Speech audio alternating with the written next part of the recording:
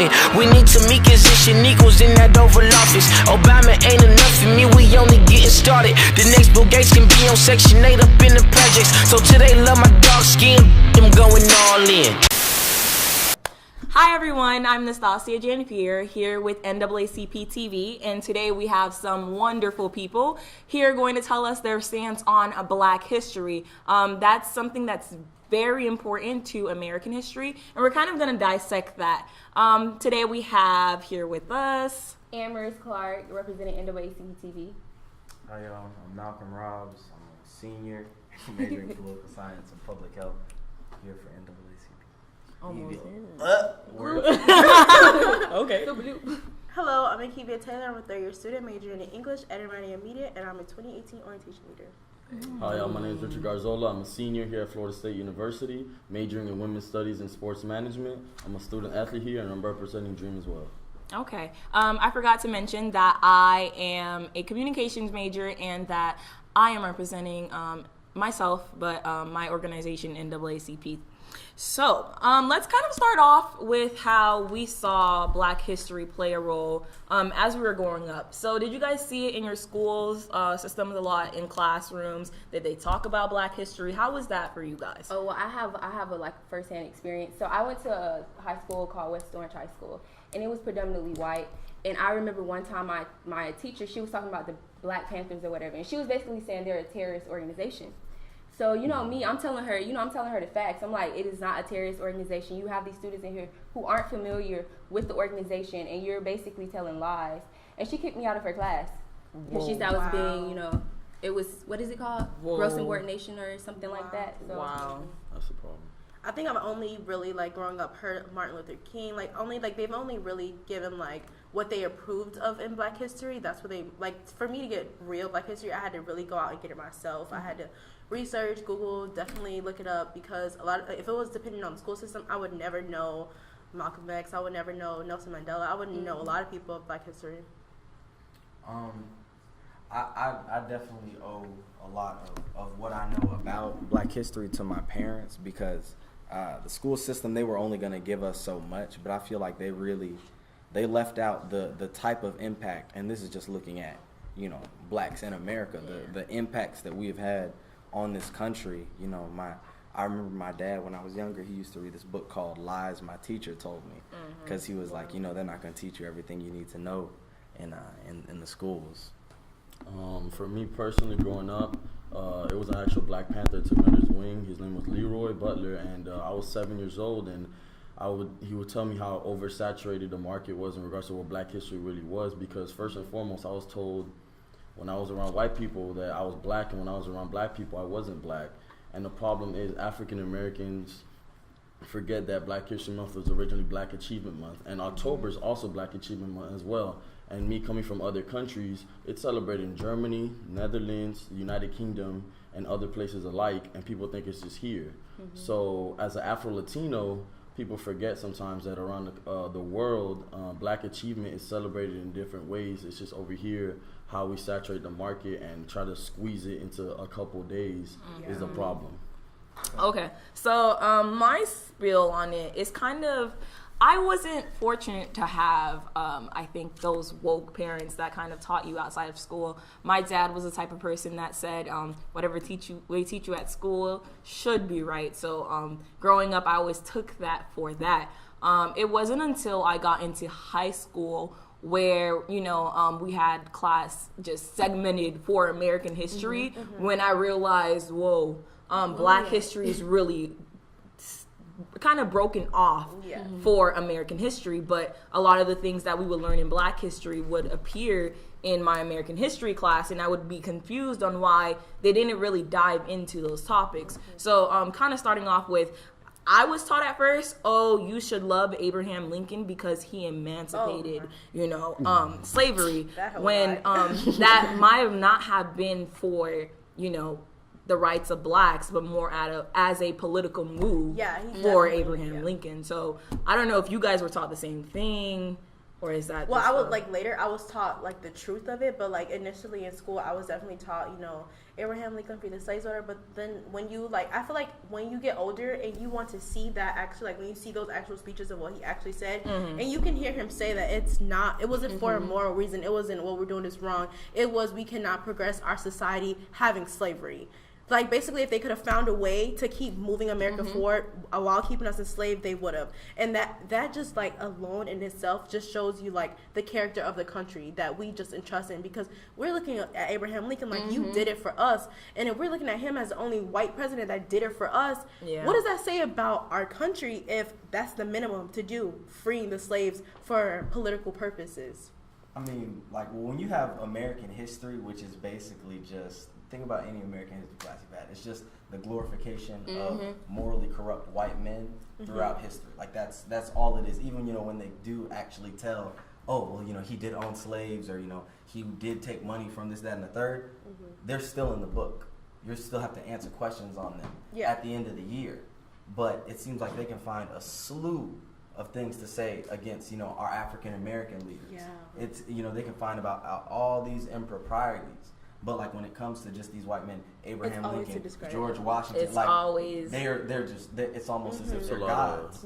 It's a lot of forgotten heroes because even when we glorify Rosa Parks, people forget there was a Claudia Cavett that came before her 8 months before. So there's a lot of forgotten African American heroes and just civil rights and activist heroes that came before Rosa Parks and Martin Luther King Jr. So a lot of times in those books they're not even there, let alone to have Rosa Parks alone in the book, but to have others that came before, and that was a 15-year-old girl. So the bus boycott and things like that. Harriet Tubman, there was someone before Harriet Tubman as well.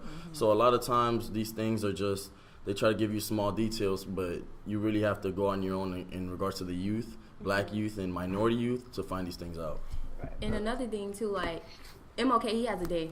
But what about all the other people in history? The only the people that they approve of is the ones that they allow us to celebrate. That get shot. That get shot. That's who they allow us to celebrate. And it's like black. I feel like as black people, we grasp onto certain things simply because it is like a representation of us. Right. But we should grasp onto something that's successful. You know. Like, So why do you think that is? Why do you think that it's so hard for our society to talk about our history and how America was built off of slavery and how it's kind of impacted our world today? Because there's no real way to acknowledge our like success without acknowledging their failures. And they're not going to do that. They're not going to say we were wrong. To say that we were wrong is to question every single thing that they have of themselves. And that's why I say, like, the power of hyphenation. Like, for them to label us as African American rather than American. Why are we not in history books? Why are we not in history books if we helped build the country? And even if you don't want to say that we didn't help build the country, even if you don't, we've been here. We've been here. Like, regardless of not if you want to give us our credit, you know we've been here. Why are we not considered American? Why is there African American literature class? And why is my American literature class not have any African American authors? Like, it's just... I feel like teaching about black history, like you said, you know, it acknowledges their failures. In teaching about black history, you would go against, you know, this fetishized, you know, view that everyone has of America. The land of the free and home of the brave, you know, all men are created equally as denoted by our Constitution. All that they said while enslaving people. You know, things that they've things that they've said, you know, are you know, codified by law, but they've literally through every chapter of their history, they've gone against these codified laws as it pertains to people of color. And you know, you're talking about hundreds of years of just ignoring that fact. How you can't even expect them to be like, okay, yeah, we'll teach about, you know, the hundreds of years we've done y'all wrong. We've done y'all wrong. Like, it's never gonna happen. And then you think about like white heritage, like they have like statues to remember these people that have done like such crazy things. And it's like, if you go to Germany, there are no statues of Hitler. None. They do not admire Hitler. Everyone says, like, everyone, like, they are taught it was wrong. But we as a nation have never gotten to the point where we have governmentally, like, nationally stated what we did was wrong. Let's move forward from that. And that's why you have people defending keeping statues in certain places because they feel like this is a part of our culture. And as long as we believe that white supremacy and that whole like that heritage of like degrading and enslaving people is their culture, we'll never ever be able to disassociate and come together. Because as long as that as a foundation of our country, how are we going to move forward? If I'm not included into what you consider America's foundation, how are we ever going to move forward as a nation? I think it starts with like from the origin of the transatlantic slave trade. First and foremost, it was 12.5 million Africans shipped, and only 388,000 made it to the United States. Wow. That's 0.3%. Me, myself, I derive from the same slaves that anyone does from the United States. So while you are labeled an African American and I'm labeled an Afro-Latino, why are we divisive and tell each other you're not black enough? So it starts within ourselves and within our own community, and that's a problem. Because when I go to FAMU, I might not be black enough. When I'm in a white class, I'm too black. That's a problem. I have arguments within my own roommates that are saying how in my genes I'm not as black as they are. First of all, I'm just as black as you, if not more, because first of all, there was more Africans shipped to my country than yours. More Africans made it to my country than your country.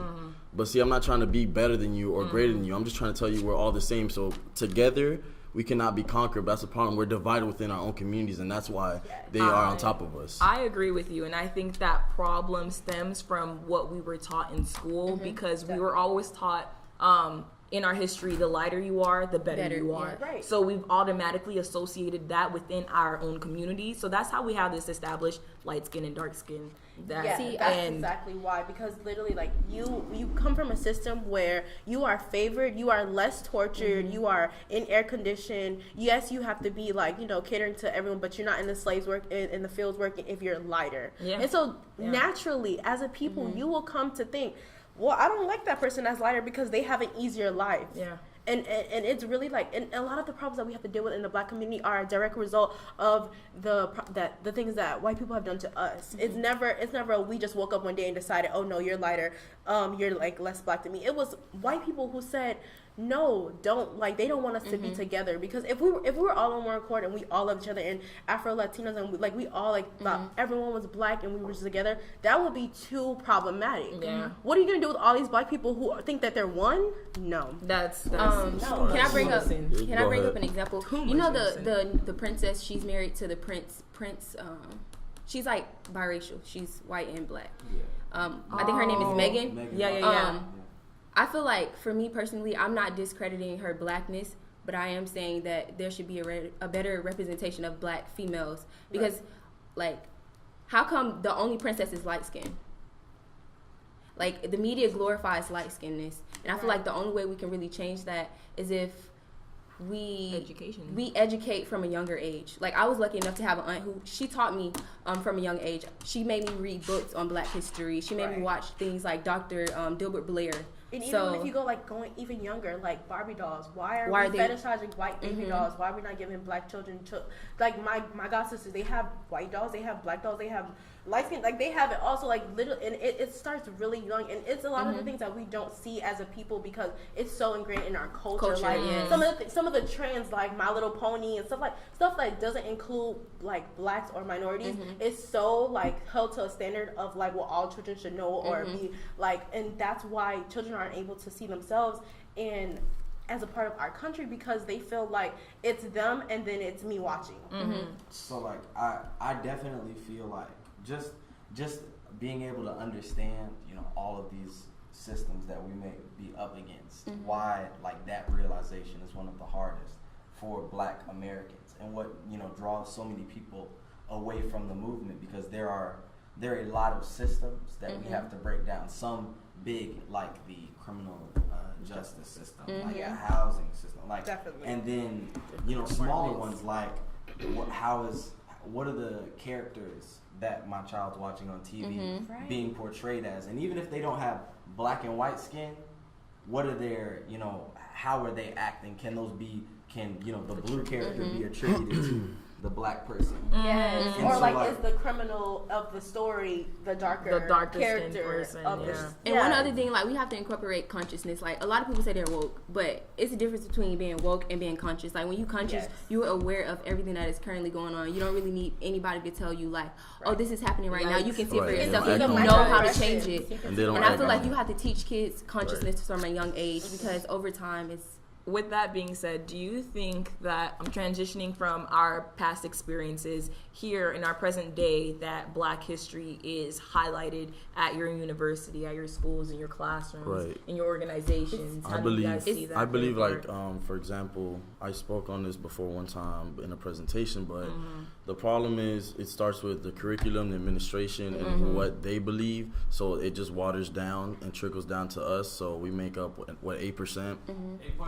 8.1%. Now, originally, not to go a little too off topic, but a recent alum I spoke with told me how it was actually higher before. Now, due to the CARE program and things like that, Was it it actually, like 16%? right. But that 16% was equivalent to the population at FSU's campus at that time. So it would, I think it would equal out to that 8.1%. But there's only been more white people to come in. That's the problem. So the way you bring in students, it's like they give us some. You say, we want more, we'll give you this. Now shut up. We'll give you Black History Month. Shut up. Every time we ask for something, shut up. Don't ask for too much. So anything to give us that lollipop as a baby to be quiet for that moment. Anytime we act out, you don't hit them on the wrist and here you go. Here's the treatment. Be quiet. That's what CARE was originally. So now the percentage is actually low and people don't know that. So people are not really enrolling into Florida State more, and the curriculum and administration, it's culturally exclusive and it's divisive. And when a racial tension comes up in the classroom here at Florida State, the professor says, shut up, and we won't talk about it anymore. And I always say, it's better to be ignorant for 2 seconds than for a lifetime. So we have to address that situation and be comfortable being uncomfortable in that moment. It's more of a political move, if you ask me. Like, you incorporate Black History Month simply because you know you have Black students, but you're not doing it out of the genuineness of your heart. So, I think as far as my program came into is CARE for you guys. I don't know. It provides first generation students with opportunity to go to school at Florida State. Basically helping you out with those financial means that you need, and also emotional support and everything else that you can need on a college campus, to be honest. And for sure, there's been a change in that program from where it was first established at Florida State as just a minority quota to becoming kind of incorporated in the school's diversity. And I use that word very lightly because what does diversity actually mean to a university? But they found ways, I'm going to credit them with that, to incorporate it more into the school's kind of foundation, because there's a lot more support and help going out to CARE than there was ever before. So I kind of... There's more money there, though. I can definitely agree to that. Like, I'm CARE 16, so I know that there is a lot of, like, going into CARE, but I also do realize the fact that the only diversity I see on campus, the only other, like, Black individuals I see on campus are my CARE, like, people. So, like, honestly, like, when I go around campus, I know, like, oh, they're CARE 17, they're CARE 15, whatever. But it's very, like, rarely where I meet a group of Black students and I'm like, they're not in CARE. So, like, like what Richard was saying, like, I didn't notice, but it's like they are pouring a lot into the CARE program, but they, like, the CARE program is, like, their diversity. So it's like minimizing diversity while also pouring into... That's how they meet the quota. Right. So it looks like, okay, we're not just meeting quotas, because look, we're giving them life coaches, we're giving them tutors, we're giving them free printing, we have Apple computers, we have everything. But it's like, me going on campus, do I really see that much diversity outside of CARE? I feel like it's just an image. For example, we scream diversity. Florida State loves to say diversity. We're the most diverse school. Look at our rankings. We post on Twitter. This is the face of Florida State. It's 4 CARE students. 4 CARE students. But we're saying it's 8.1% of the university is Black or a minority. And what about the other percent? So you don't have any white students there. So from the outside looking in, you would think Florida State is an HBCU because everyone in that picture Black. Like, my cousin was on there, and she's like Colombian. Everyone else was Black, and she was kind of brown. So it'd be like, dang, they got one brown girl. Like, what type of university is this? And that's where the problem lies. So you pour into the CARE department, which I love, and I think the idea is amazing. Other schools are incorporating it, and I think it really is fascinating. But the problem is now when it gets so big that they try to push it forward and then everyone else is out. People, I'm not a care student. People just assume I am because I'm around or because I'm not white. So now they tell me, are you care? No, I'm not. I just have a lot of friends that care because why? That's my safe space on this campus. Because as a student athlete, before I learned about care, I didn't know any black people. Yeah. That was a problem. So if it wasn't a person that was a student athlete or Greek, they were probably white. Yeah. Y'all some statistics real quick. Yeah, pour us out some statistics. Put that 8.1% number.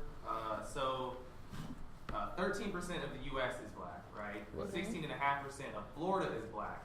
35% of Leon County is black, but only 8.1% of university is black. Probably African American, because remember Hispanics also count as black. That's why. And some of us are illegal, so they don't even count us. So that percentage be a lot higher than what they report. When they knock on our door for the U.S. consensus, we run out the back door. It's all right. I'll be real with you. Yeah, so I should correct. I do mean black though. Right. Black, not just African American. Okay, black, perfect. I just want to clarify that. Yeah, so right. Definitely mean from the panel. Yeah, because on the FCAT, I'm other.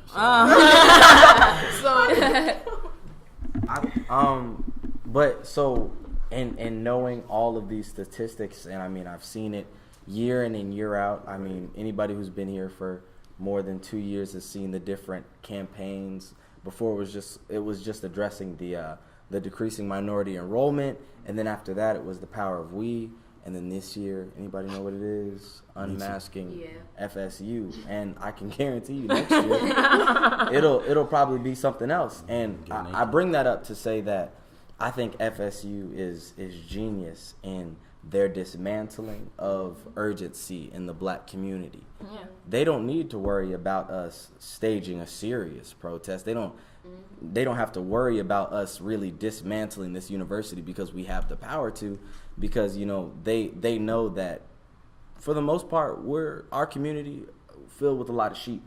Right. And as long as we can keep going to class, going to our football games, they don't have to worry about us saying anything about this decreasing minority enrollment, which is a serious thing. Like, you should be concerned that systematically, even though the amount of opportunities through the CARE program are increasing, those numbers are still decreasing. Right. And I'm not saying that they should decrease the amount of opportunities so they can bring more kids.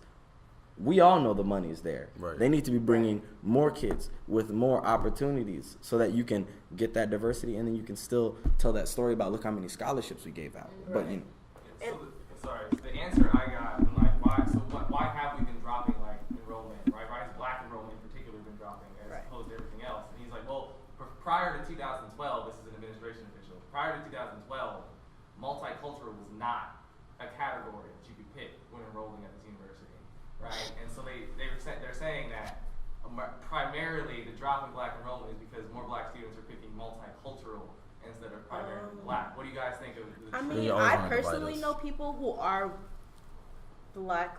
That's problematic to say. I'm so sorry, but I know people who are in darker skin tones who do put on applications white, Hispanic, or and that does go with having to label your own self. What do you really put when none of the boxes really fit you? So, that's a convenient explanation to explain this bigger problem, scary statistic. Yeah, that's a very convenient and very packaged answer that he had for you. Oh well, it's just because people picking multicultural. Right. But I don't think I didn't know multicultural was a race or ethnicity. Yeah. I didn't know that was a race or ethnicity, to be honest with you, because all I had was, I remember to be 2 or more races. But then again, I prefer to be more another box, because for myself, it would be when it was just white, black, and other. I could not put white or black. I would have to put other, because me, myself, I'm mixed with a lot of people, and there's other people like that. So, I have a Pacific Islander in me as well. So I'm a quarter of 4 different things. Both my parents are half and half.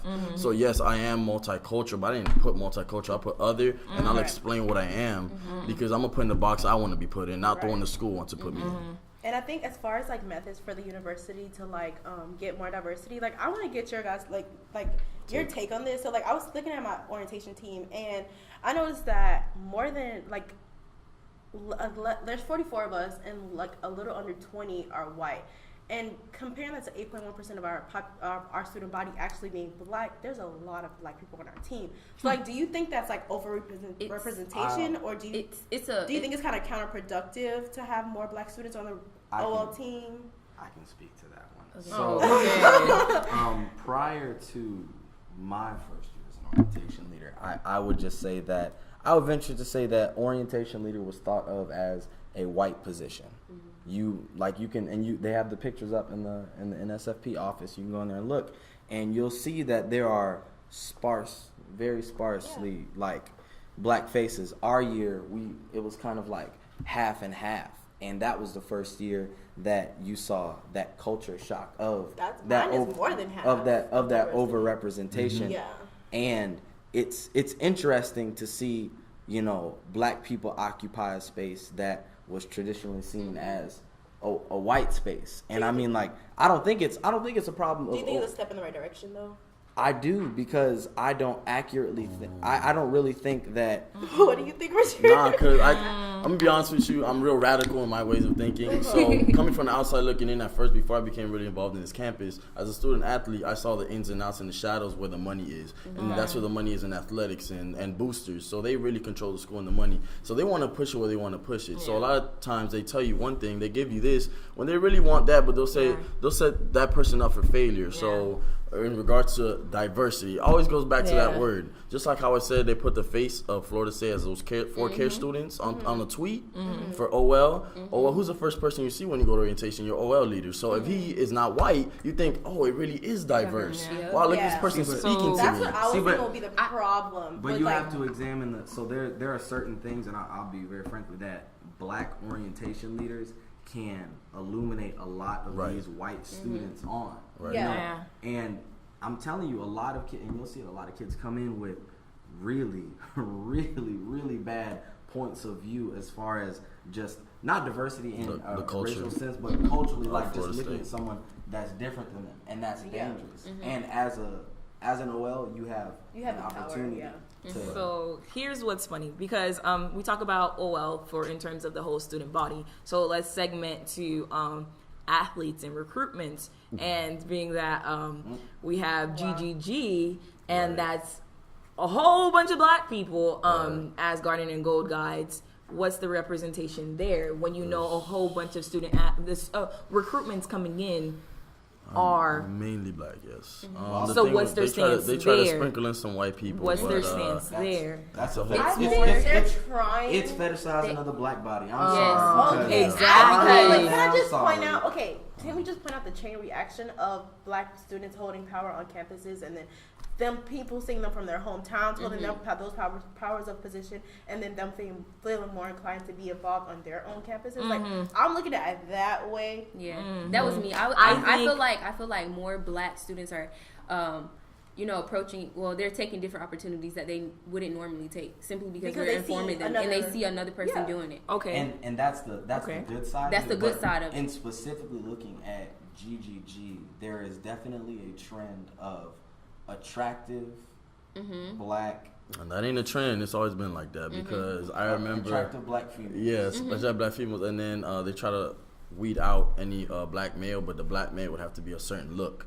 So if I'm talking to you as a recruit, because obviously I have I know a lot of my teammates have recently been recruited, and from the years prior. So you come in thinking, okay, this person, because at other schools that's how it is. Or when I was recruited at another university, they had their own form of GGG. It was just called something else. It would be the same look. It'd be the same type of girl. And they would pretty much have to make it seem how they're submitting themselves to that recruit without actually doing it. Now, whatever they do on the side with that recruit, that's up to them. But in regards to that service that you're doing that day for the family, you're submitting yourself to them. So obviously you want that certain light-skinned girl, or that certain her even if she's dark-skinned, to have that hair a certain way, so she has that look. You don't want the natural. You know what I'm saying? That's why you have to bake their face so much. Yeah. And my thing is, I have nothing against the GGGs. Like, I have a lot of my friends. Proud Garden and Gold night right here. But like, I love them too. I think it is ignorant to not at least recognize. Acknowledge that definitely. The university has an ulterior motive in their selection. So here's my stance with that. With that being said, there's always going to be, you give me some and I'm going to gain some. And with that being said, I think as my platform as being a GGG, it's going to be really exciting having an opportunity to talk to families about this is what this is what you're getting yourself into. This is what you can get out of our university. It's like you having that platform to, let's be real. You know what I mean? I just believe that that's where the money lies for the university. So pretty much the football bodies that are coming in, that's where the money's going to. So it's like for us, a lot of times, well, it's not even that we feel. We say it out loud. We feel like slaves, and we are slaves to this university. So the GGG is that bridge of, can you get that slave for me? Yeah. That's what it is, and that's where the money's going. So as a GGG, there's a lot invested in you because we chose you to bring that person in for me. Maybe you can be that closing of the deal, that cherry on top for that individual or recruit and his family. So that's why you have to have that certain look, because we believe, okay, if you look like this is what they'll be attracted to. You sound a certain way, then we can bring that slave in, So and you're a slave.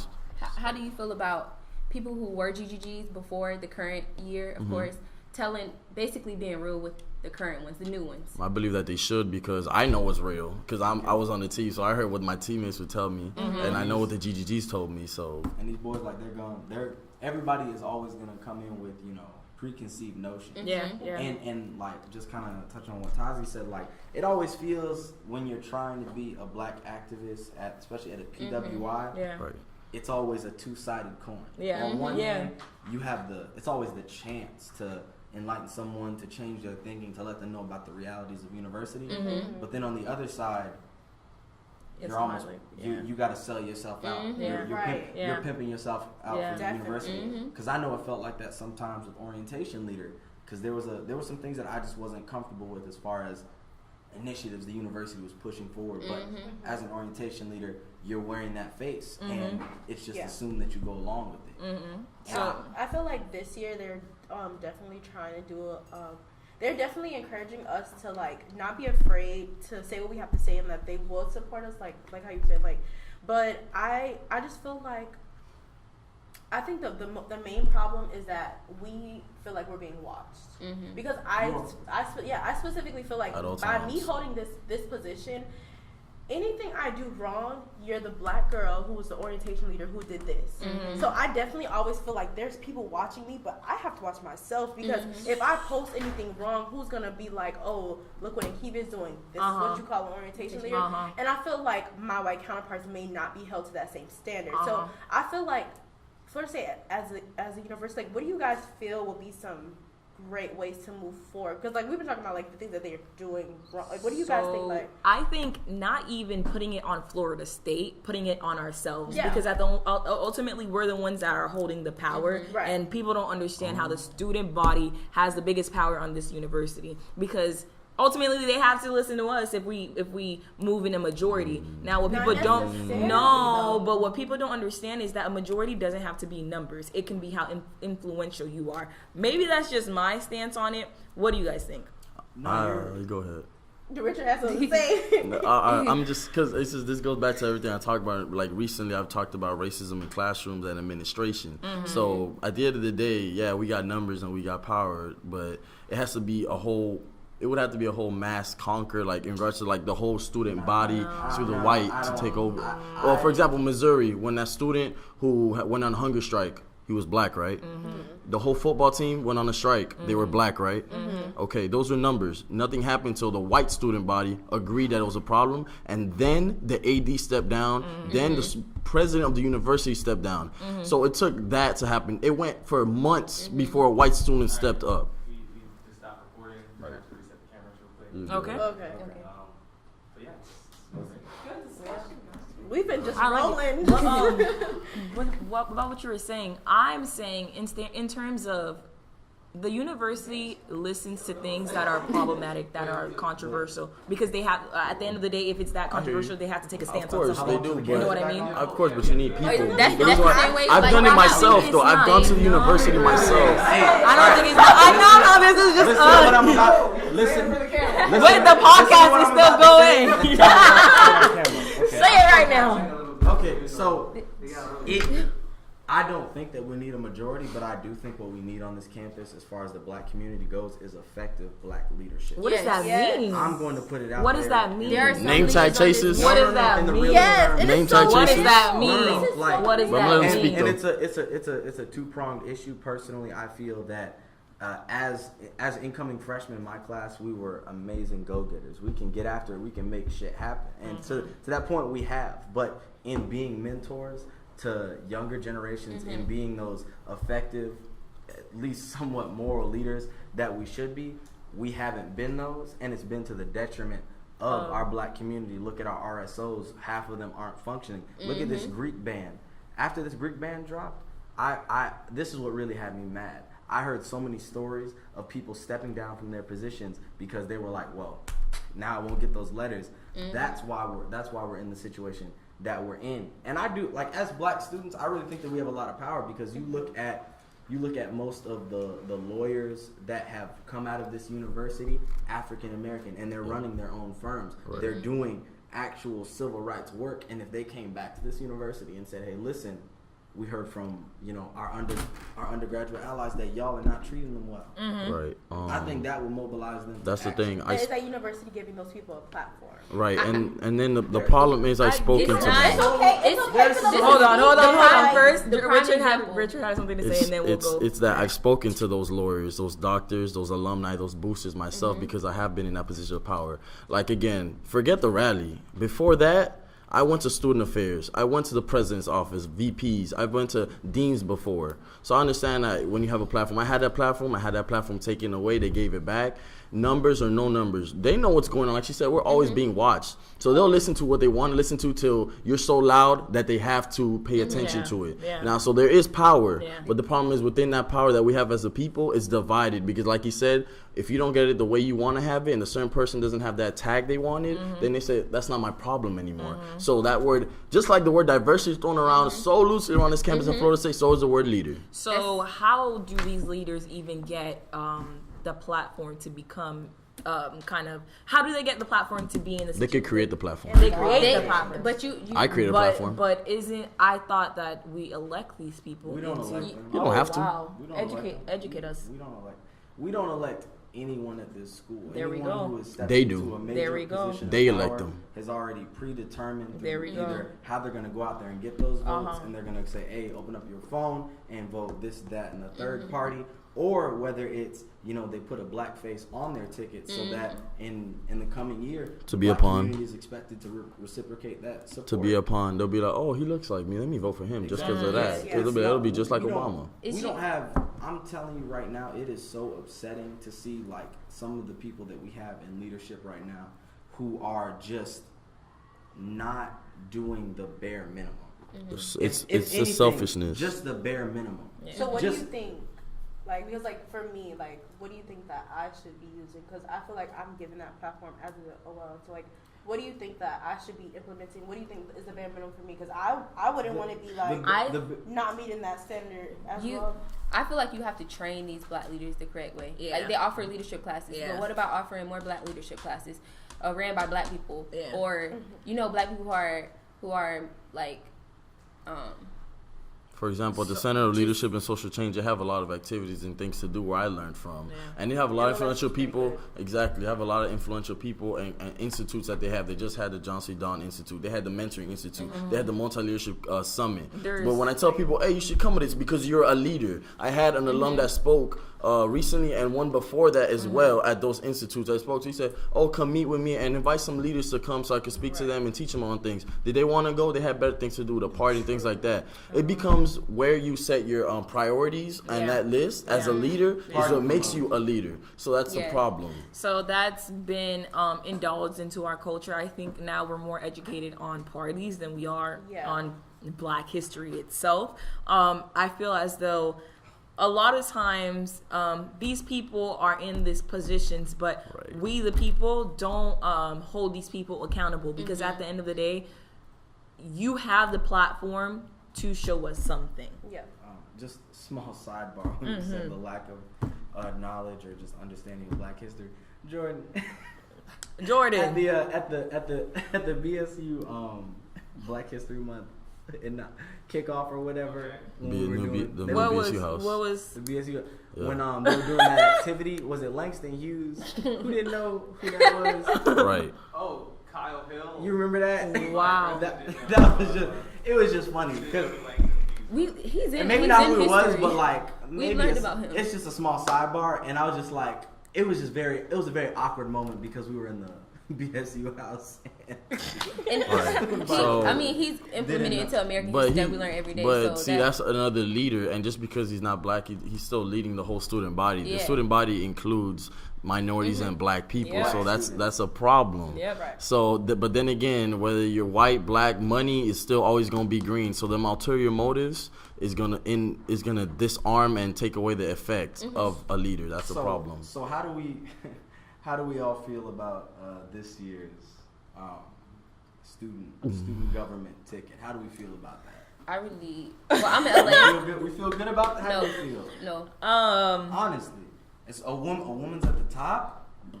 Haitian Guys, at that. okay, it's the difference between being at the top and being an effective leader. Yeah. I So- think that using your platform to get your ultimate goals accomplished, if that can happen, I'd be surprised. Okay. I'd be I've surprised. sat in Senate meetings where I watched each one of these senators and, people who are currently running, and, you pick up on little things and then it shocks you when you see them in certain positions. Is it a democratic election if there's only one party? There was another party introduced. Yeah. Oh, really? Revive. Oh, breaking Whoa, news! breaking news. Breaking news here on NAACPTV first. You heard it first. Blitzer. Well, but sir, use the mic. But Jordan told us it's called the Revive Party. It's two white candidates. We about to promote White it. candidates. Yeah. Whoa. You can take So double what- minority. Okay, but back to Black history on this campus. We not putting them on. We're not. You guys can go We research not giving them that on your platform own 'cause we don't know terms. y'all. Go fact What are check we by yourself. reviving? All right, back Exactly. to. Hold on. It's been Make dead. Florida State great again. It's been, Back to make For Florida who? State great again. For Okay. who? No, that's fine. No, it's a party. It has an Instagram account, so it's real. Interesting. All Did right. they release their cabinet? Interesting. no, They, maybe. no, they have not released. So- No. That is really So interesting. what are? So I just want to know from you guys, what are things that we need to do and we need to change Well, as student leaders or just as students in general to change this atmosphere on this campus? Well, these black student leaders who are representation of the black student body, we have to take that first initiative, to critique something that they're doing so that they understand and that they change it. Because if you continue, we have a black student leader, but what are you doing to make her change Right. her, process of what she's doing? And it's like we always want to say we want to support black people, but do we want to effectively support black people? Do we want to tell people when they are wrong? Do we want to tell people, hey, maybe you should reconsider some of the things that you were saying or some of the foundations of the things that you're doing?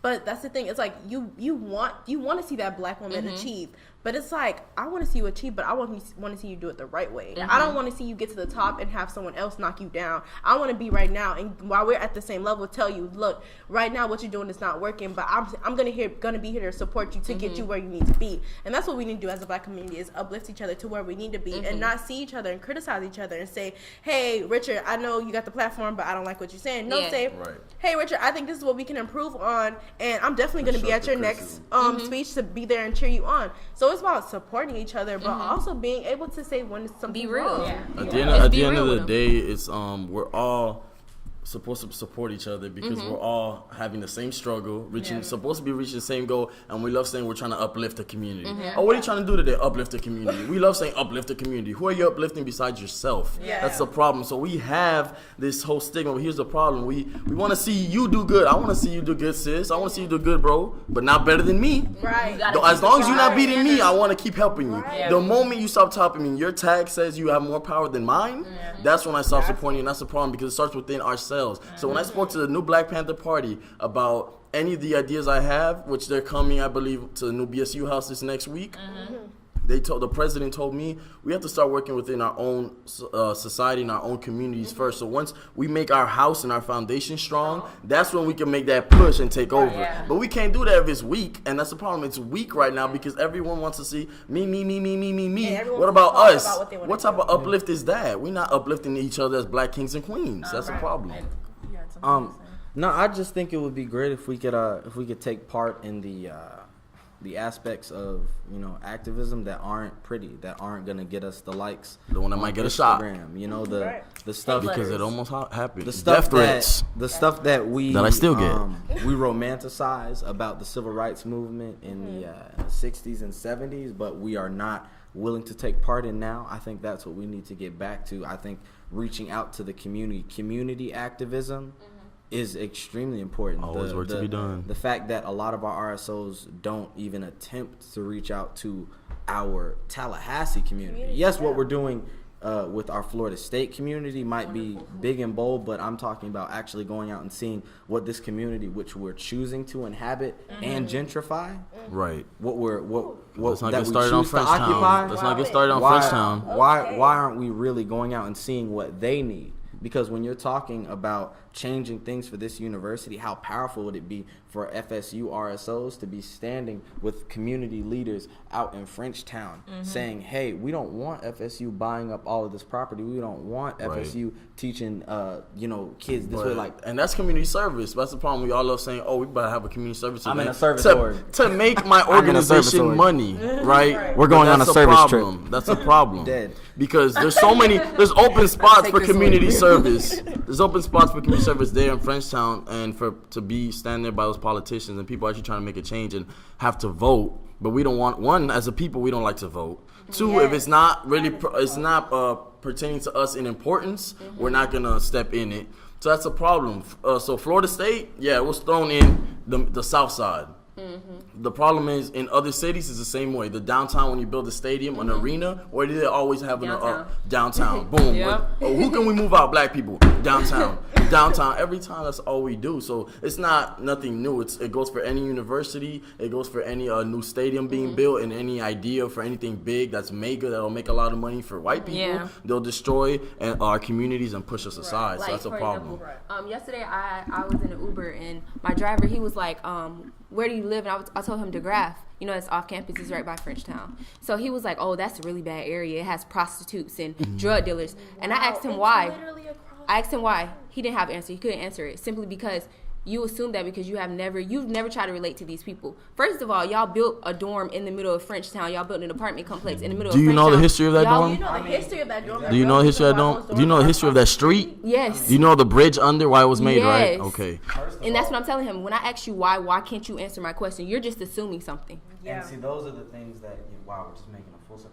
As an orientation leader, you don't need to make these big grand gestures, but a lot of people are going to come with stories. You see notions like those, and when you don't just bat them down, sit down with them and break it apart. Like, listen, that uncomfort is where it's supposed to be built on. Being comfortable. Being uncomfortable, exactly. See, I always goes back to that. That normalization of stereotypes is one of the biggest things that we face as Black students here at Florida State, which empowers, a lot of the issues that we're seeing within our Black community. Why can't we support each other? Because for some reason it's just ingrained in freshmen that you just need to be seen as better than, more powerful than your peers, especially your peers that look like you. You should want the type of power that you want to fit in with is the type of power that fits with, lighter skin, whiter skin. That's where you need to fit in, and those are the stereotypes we need to break apart. I feel like we need to that history within our own school and university needs to be harped on as well, because just like how I didn't find out so late about how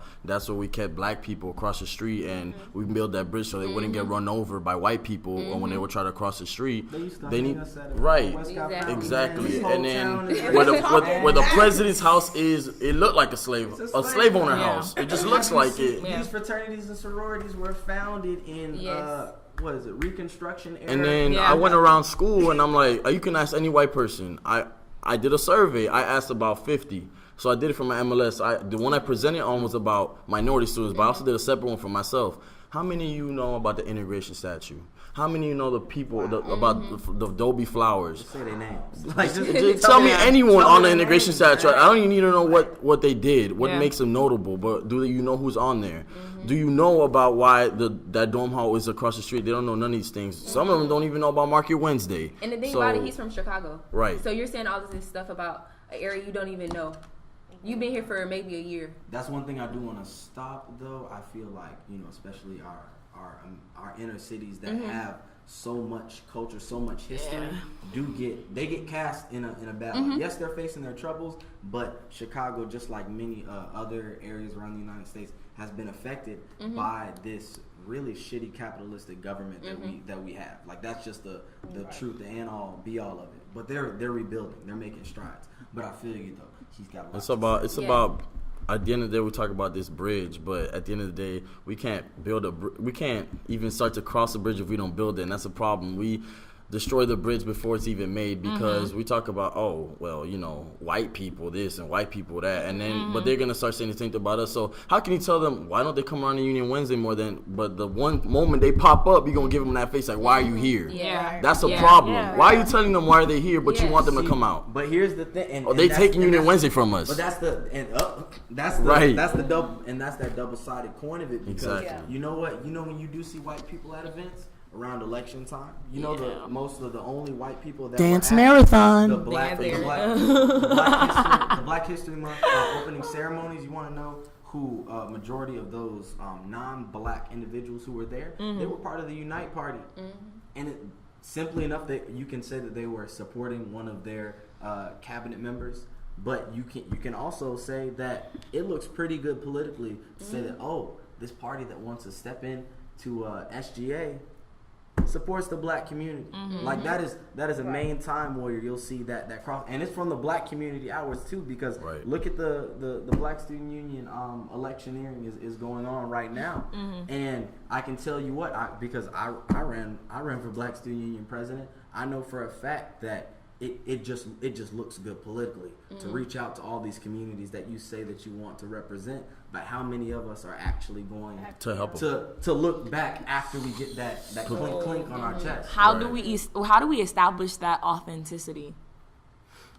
What does it mean to be authentic? You can be transparent. I think fostering genuine Right. friendships and fostering genuine connections and relationships with people outside of your race is a first step to Who does that? That's normally because I tried. Yeah, that's a I think. Oh, I'm sorry. Go. Especially you can speak on it racially, or maybe just how people identify sexually, but in informing that authenticity, you have to be authentic about the things that make you uncomfortable about the person you're engaging with. Yeah. Right. That's that first step. I'm very upfront. Like when I was running with the Pride communities, like I wasn't raised in a household where thinking outside of a heterosexual relationship was something that we could talk out and was accepted.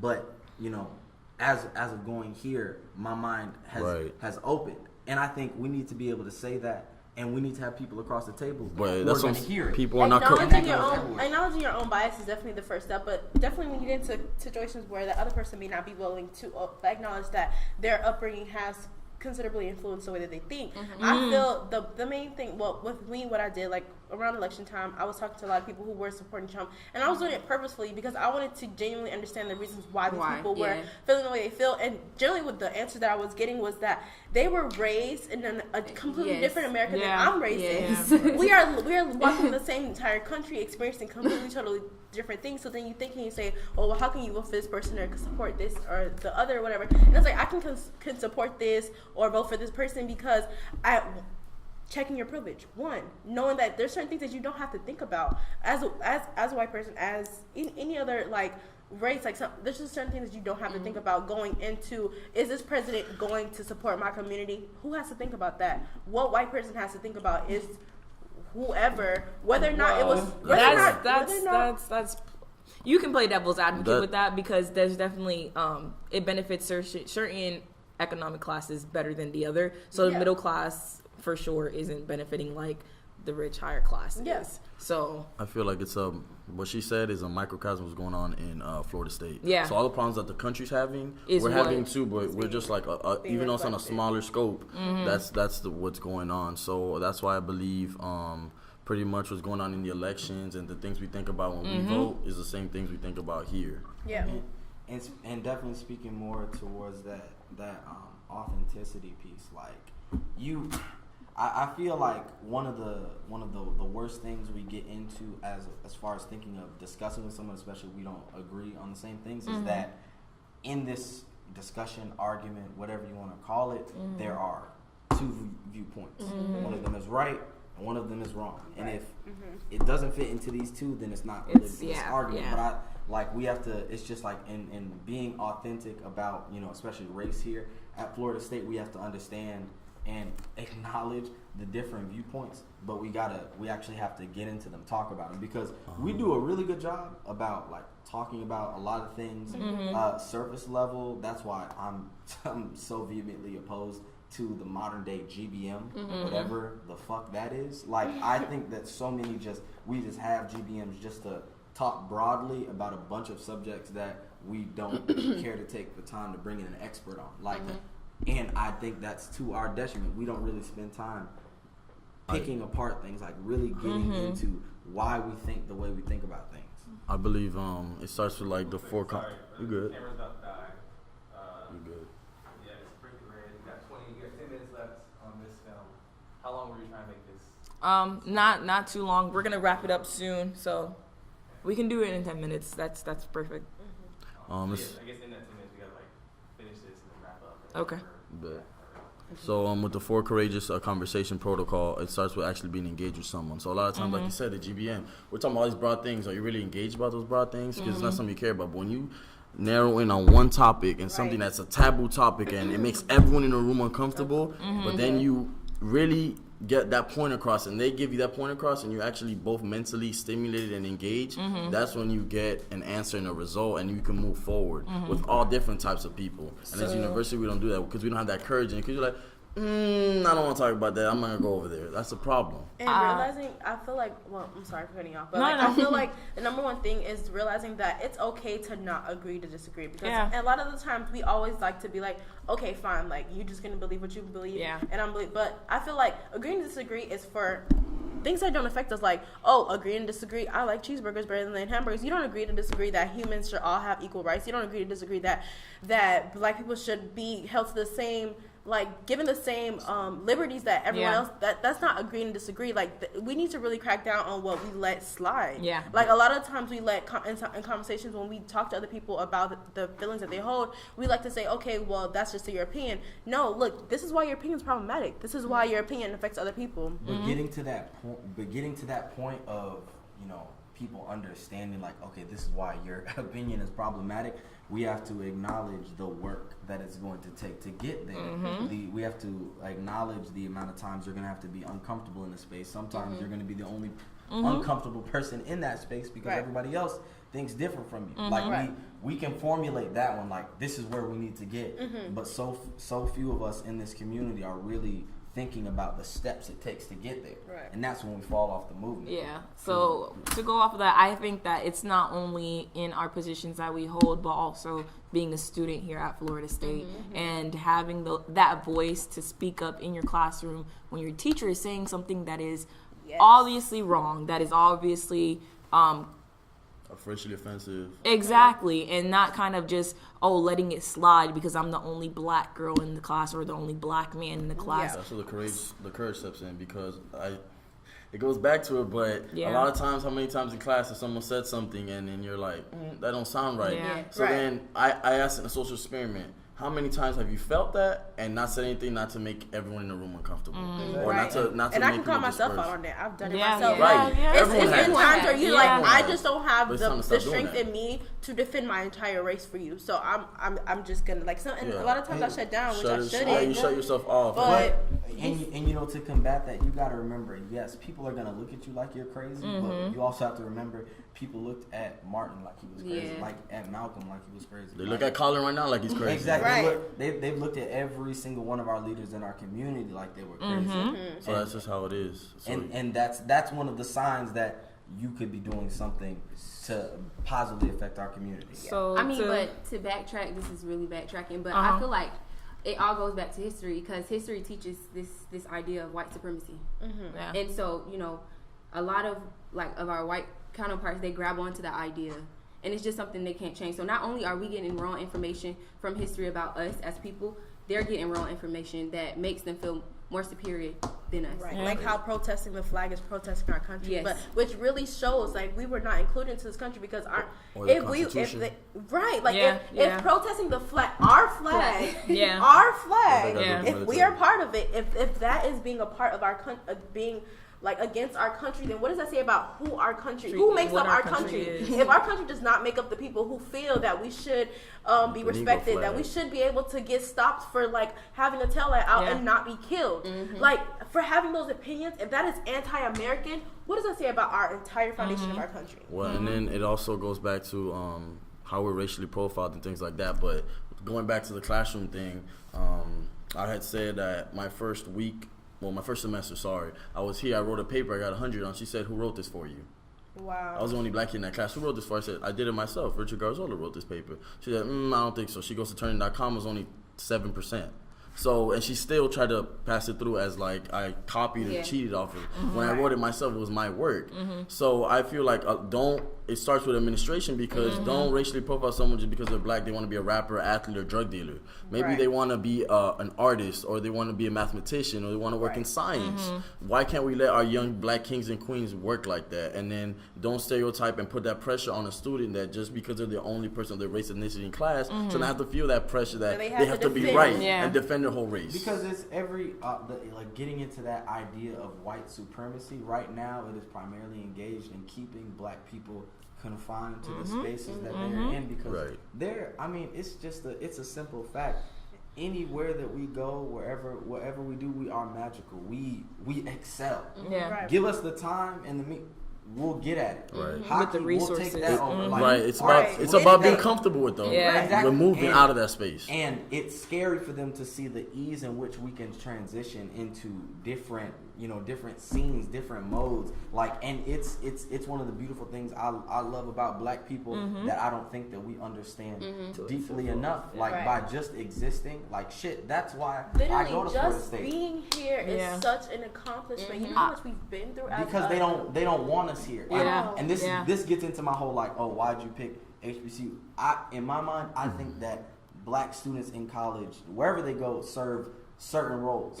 We have to ensure the uplifting of our HBCUs because at a certain point in time, they were the only institutions that we were able to attend, and HBCUs continue to produce the most black degrees throughout this country. The most perfect, the best lawyers, the best accountants come out of our HBCUs. So I think it is completely imperative that we attend there. And then on the other side of the tracks, I think that it isn't so important that we occupy this white space where it literally had to be written into law that we could attend here. And without that law, don't get naive, baby. They will kick us out the door. We would. Which state was it? Mississippi. One of them just ratified the 13th Amendment. I think it was Mississippi or Alabama. Yeah, just a few years ago. Which is crazy. I'm telling you, without things that had to be written into law to let people know that they weren't bad, they just didn't know them inherently. Right. So it's true, because when we played Ole Miss, we knew, and it was Mississippi. To kind of wrap everything up and pull it all in one little box, what is the biggest thing that you guys would like our audience to take away from our segment today? If you had to pick one thing that we kind of touched up on throughout being uncomfortable is definitely what we need to give to the people. We definitely need to be open-minded and willing to actually not feel safe or not feel comfortable because that's what's necessary for change. That's literally what's necessary for that growth. I'd just say I appreciate her. I like that line. But I would say you are enough. You yourself are enough, because you can impact someone else, you can inspire someone else, no matter your title. You can have no tag, you can have 80. It does not matter. You are enough. At the end of the day, you're human just like me. You put on your clothes the same way I put on my clothes, so you are enough. And don't let anyone shut you down and tell you to be quiet, because the louder you get, the more they can hear you. So never forget that. But you are always being watched, so tread carefully. I think the importance of unity, because as a black community, we need to come together, because like you said, we have a weak foundation and we need to build it and make it stronger. So I'd say that Black history is American history, and we need to never forget that, because our history didn't start with Rosa Parks. I think we need to highlight, what we've been through in this country and what we're still going through in this country, just in a different light. Our racism still exists, but now in mass incarceration in our school system, it's just institutionalized. We need to highlight that lynching was a problem, and it wasn't just, lynching happened. No, Emmett Till died. And then later on in 2016, still happens. And later on in 2016, for a white woman to confess that was all a lie, and to know that there are so many stories like that, and it's not only that one, oh my gosh, that hurts because it was that one. No, it's over and over and over, and those stories add up to now it becoming police brutality. It's just a whole bunch of systematic errors that we need to analyze, and that's the one thing I'd want you guys to take away. I think that especially right now, we can't underestimate the dire constraints that our community currently finds itself in, and with that, we have to acknowledge the role that as Black students, citizens of the United States, that we have played into where we are right now. Like, we can point fingers outside of the community with some legitimacy, but we can't be afraid to hold ourselves, our peers, our leaders accountable.